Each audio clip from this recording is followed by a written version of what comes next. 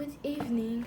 My name is Nandoh, and today I'm going to do a dramatic reading of the novel Lord of the Flies, written by William Golding. I will read the chapter 1 from page 7 to page 8. Chapter 1: The Sound of the Shell. The boy with fair hair lowered himself down the last few feet of rock and began to pick his way toward the lagoon. Though he had taken off his cool sweater and threaded it now from one end. His gray shirt stuck to him, and his hair was plastered to his forehead. Around him, the long scar smashed into the jungle was a bath of heat. He was clambering heavily among the creepers and broken trunks when a bird, a vision of red and yellow, flashed upward with a witch-like cry, and this cry was echoed by another. "Hi," it said. "Wait a minute!" The undergrowth at the side of the scar was shaken, and a multitude of raindrops fell pattering. "Wait a minute," the voice said. "I got coughed up." The fair boy stopped and jerked his talking with an automatic gesture that made the jungle seem for a moment like the home counties. The voice spoke again. "I can hardly move with all these creeper things." The owner of the voice came backing out of the undergrowth so that twigs scratched on a greasy windbreaker. The neck crooks of his knees were plump, coughed, and scratched by thorns. He bent down, removed the thorns carefully, and turned around. He was shorter than the fair boy and very fat. He came forward, searching out safe lodgment for his feet, and then looked up through thick spectacles. "Where's the man with the megaphone?" The fair boy shook his head.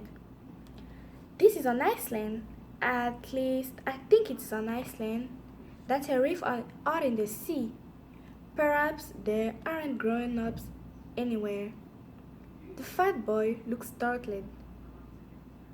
There was that pilot, but he wasn't in the passenger cabin. He was up in front. The fair boy was peering at the reef through screwed-up eyes.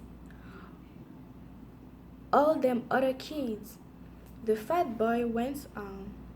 "Some of them must have got out. They must have, mustn't they?" The fair boy began to pick his way as casually as possible toward the water. He tried to be offhand and not too obviously interested, but the fat boy hurried after him. "Aren't there any grown-up at all?" "I don't think so." The fair boy said this solemnly, but then the delight of a realized ambition overcame him. In the middle of the scar, he stood on his head and grinned at the reversed fat boy. "No grown-ups," the fat boy thought for a moment. "That's pilots."